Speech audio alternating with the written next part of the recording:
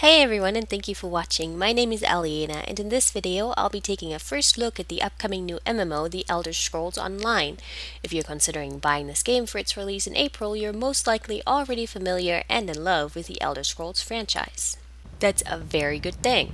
If you're expecting a regular WoW-type MMO, ESO might disappoint you. This game plays more like a mix of a traditional MMO and an Elder Scrolls game. ESO is comprised of 3 different factions with 3 races each. Unless you buy either the Collector's Edition or pre-order the game, you must choose a race from the accompanying faction. You can only interact with friends that are part of the same faction, so if you're playing with others, choose wisely. Or pre-order the game, or buy the Collector's Edition, in which case you can more freely pick race and faction. Starting zones are based on factions, and while, for instance, the Daggerfall starting zone might be a little drab, the Dominion starting zones are very foresty and colorful. On the whole, the game is very beautiful. It's not quite up to the standard of a modded Skyrim, but for an MMO, you'll find yourself quite stunned at the vivid and detailed scenery. In fact, I would go as far as to say that its beauty is one of its biggest selling points. You'll find many familiar little quirks while exploring. For instance, looking for herbs and other craftable materials is no different from Skyrim. You venture out into the wild blue yonder and attempt to find harvestable bushes, critters, or mining nodes. You can pick up a variety of cooking ingredients by looting chests, barrels, and other random containers that are strewn across the world.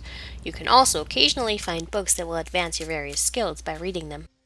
Lockpicking might also seem familiar. The system is very close to what you find in Oblivion, and while it requires some initial fiddling, it's fairly easy to figure out as you go. You can either play in third or first person mode, and I found myself using both depending on what I'm doing. If I'm exploring, crafting, or looking for objects to pick up, I strongly prefer first person mode as it gives you a greater control over where exactly you're looking and better immersion into the game. On the other hand, for any combat related activities, I prefer third person mode as it allows me to better target my enemies, have greater control over the direction that I'm escaping into, and can more easily avoid their special attacks.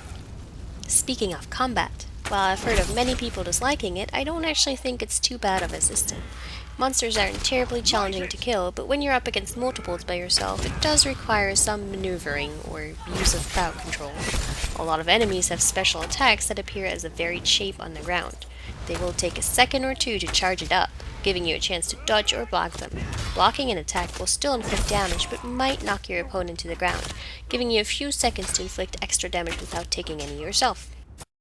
As far as your own abilities go, well, there are an overwhelming amount. Other MMOs might have you used to only having a class ability tree. Not so in ESO. You have a class ability tree that branches out into 3 different specs, but then you also have weapon trees, armor trees, a soul siphon tree, guild abilities, racial abilities, and crafting abilities. As you advance your class, you also gain access to ultimate abilities that have a fairly long cooldown timer. Whew, seriously, this is actually a pretty awesome concept, but it can't seem overwhelming at first, especially when you're not really sure what kind of direction you want to take your character into yet. Skills are advanced by acquiring skill points. You can get a skill point whenever you level up, but they can also occasionally be rewarded from quests. Additionally, all over the world you can find items called sky shards. For every 3 sky shards that you find, you acquire 1 additional skill point. Skills level up as you use them, and when they hit a certain level, and if you have the required skill point to level them up, you can advance them, which gives them neat new quirks. For instance, I have an ability called Impale that deals a base amount of damage, but also acts as an execute when an enemy has low health. When it leveled up, I had the option to either make it a ranged ability or restore health to me if it kills a target. Seeing as I'm taking my character into a ranged archer type kind of class, I decided to make it a ranged ability. These kinds of decisions really give you the chance to make your character exactly what you want it to be, but as mentioned, that kind of flexibility is also fairly intimidating, especially considering you can only have up to 5 abilities on your action bar at any point in time. You can switch them out freely, but you're still limited to 5. I'm also wondering if that will have a negative impact on a more hardcore endgame, or if we'll even see that in ESO.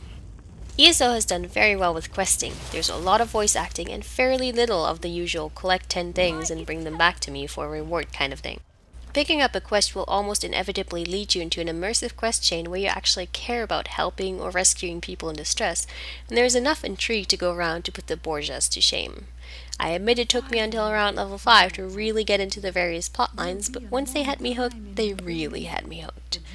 It doesn't hurt that even just going around exploring for crafting materials will often land you in the middle of another intriguing damsel or damn dude in distress situation.